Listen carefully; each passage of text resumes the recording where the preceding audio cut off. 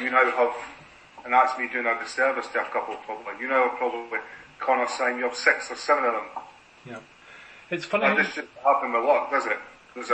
No, absolutely. And it's funny how you say that, because other sports have described it as a performance cell, a cell of talent that are immersed in the game or immersed in the sport, and they're connected not only by their talent and their interest, but they're connected by their drive, and having a cell of people to be around at significant stages of the career becomes significant.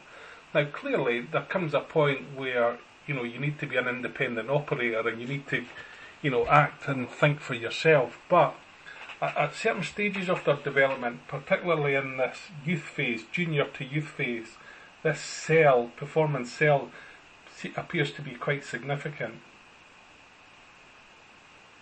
Right. Yeah, that's quite interesting. Yeah. You've seen that over a variation of different sports? Yeah, absolutely. And also very much in individual sports like golf, so tennis, for example, cycling, racket sports, individuals, what are classed as individualised sports. But yes, in the junior phase, having a performance cell, like-minded people doing similar things, appears to be really significant. And we'll maybe come on and talk about this performance cell concept later on, Raymond. So, you mentioned this gentleman called Laurie Main. He ended up almost being a peer that you measured yourself against. And then, you had other people. Yeah, he was. Yeah. So, how did your game flourish from there?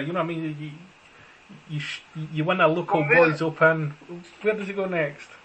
Yeah, I sort of played, so obviously got better at the boys open stuff, and I was fortunate that my mother and father supported that. There's lots and lots of mother and fathers drive around, spend a lot of money, spend a lot of their time driving their kids from, I see it now, from tournament to tournament. But I think when I started getting noticed, I was asked to go on some coaching weekend in the Scotland B squad. So that was basically classed as the Scottish under, but it must have been under 15 squad. So not good enough to reach the main level. But as soon as I started doing that, I felt that sort of gave me a little bit of impetus, as in I got to see Bob Torrance, I got to meet Bob Torrance. He obviously seen something in me because he gave me probably a little bit more attention than the others. Maybe because I was willing to work at it, and maybe a little bit more. There was guys on these trips to Largs that I used to stand and watch and thought, I'll never be able to do that. No, there was a couple of them so talented.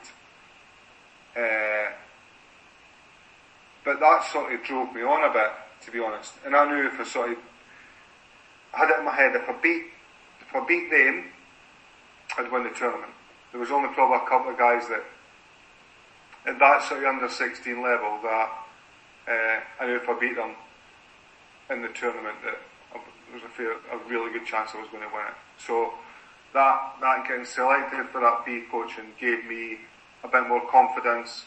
Meeting Bob gave me a bit more confidence. Not that there was anything wrong with who was teaching me before, because it was Jimmy Hume, who was a very experienced pro at Gullen, and who was sort of ages with Bob, and they sort of knew each other and used to talk about my game and stuff. So I was very fortunate in that aspect. But that was when I was sort of 14, 15. That's when I sort of started to realise that going about it properly and being constructive with my practice, I learned that off being around Bob, if I'm honest. And that's where you start seeing big games. Okay, so I mean, you're mirroring exactly what Dean has said here, Raymond, and I mean, the influence of Bob and his knowledge, you know, I mean, it was like a a Bible of golf knowledge there. But you mentioned something that was really significant to me, which was it was more than just technical coaching. You know, you learned the craft of the game in little episodes, in little stages, and you know, how significant is that? Do you think? Oh, I think that's massive. You know, we used to play Long Newry, for example. Go back to this junior team, and we used to play. It may not mean much because if you've not played the course, but we used to play 2 holes in a row. So, as in not get to the green, we used to invent our own holes on the golf course. So we'd go like from number 4. So number 4 is a par 3 down the hill. I know where you are. Yeah, I know Long Newry well. Yeah.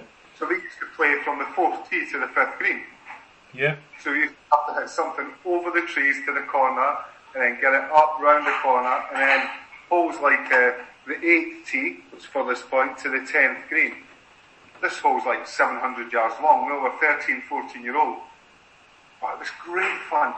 Some of the shots that you used to have to play, and you know, just playing with your mates and just throwing a couple of balls. That I think, you know, I see it, and I think technology has got its place in every sport.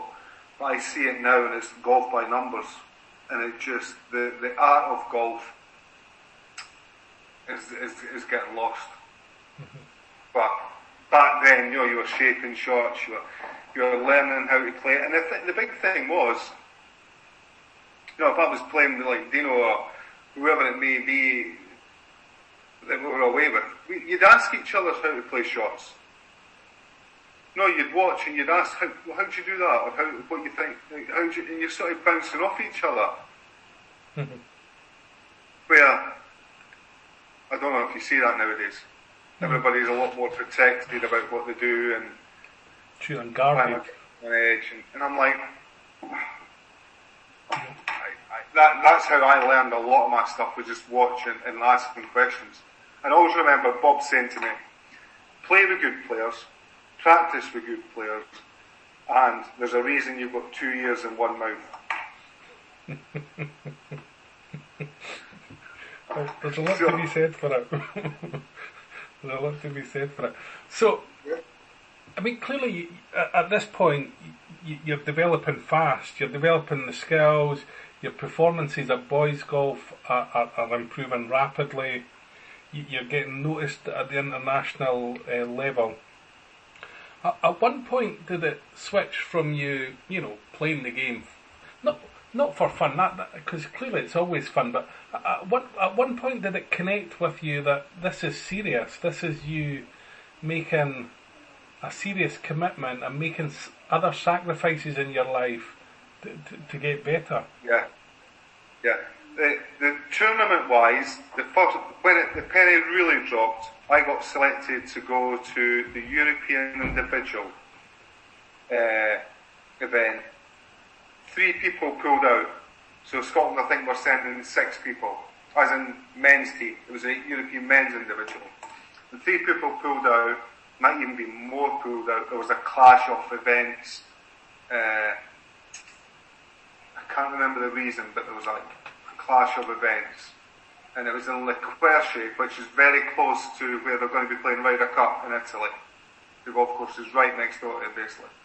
And I got a late call, and I went and finished 4th in the tournament. And I think I was the best Scotsman by a bundle of shots. And I think I was second. It was either second last group or last group out on the last day. And then I came back from there slightly disappointed, but then I sat down and thought about it, and I thought, right, I've just finished 4th in Europe. I had played for Scotland before I played for the Lothians. Well, different reasons for that, and I came back and I thought, right, you've just finished 4th in Europe. Yeah, there was people missing, but I was trying not to take the sort of shine off it. And then that's tournament-wise, that's when I thought